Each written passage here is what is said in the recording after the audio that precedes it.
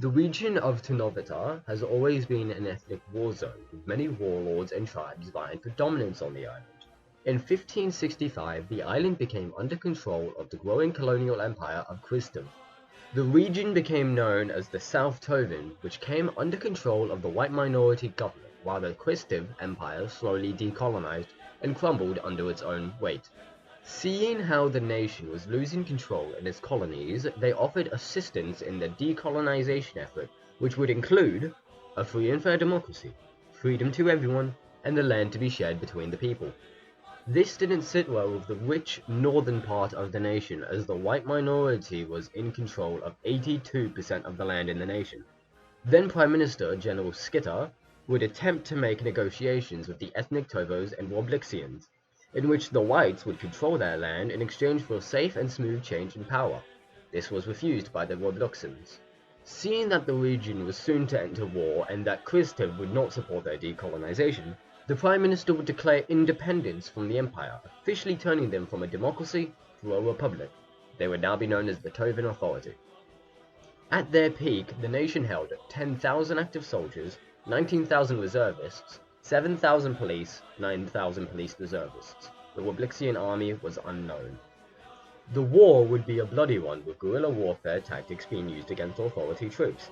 However, this trained the nation in the art of war with anti-guerrilla warfare tactics.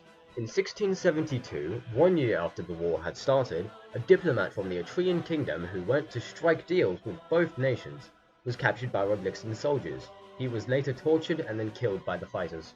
The Warblixians were led by two separate men, Mujad, an ethnic Warblixan, and Ruska, a Tovotin.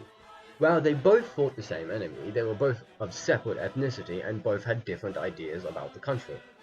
While General Skitter held an iron fist over the nation, she also improved it and lowered the poverty rate. However, while the authority sounded like a good nation to live in, it was still an apartheid state who refused the right of those refugees who fled from Warblixia. The war began in 1671 with the separation of ethnic Warblixan areas. They quickly got the dense packed forests, which were harsh and frozen over. The war would show the worst of both sides, with crimes against both sides of civilians, during the summer of 1673 with the Cossack offensive against Warblixan soldiers to reclaim the restive districts from their control. This offensive would be a decisive battle against Warblixan soldiers. Even though the authority was dealing with an economic blockade and sanctions, the army was still well supplied, with having FAL rifles as their base infantry weapon. While the Warblixans were considered the good side of the war, they were often undersupplied with lack of proper command structure. However, they had their fair share of foreign supply. The Warblixans were supplied by the Boers Republic, while the Tovotin Liberation Front, a smaller branch in the war, were supplied by the Hive Federation.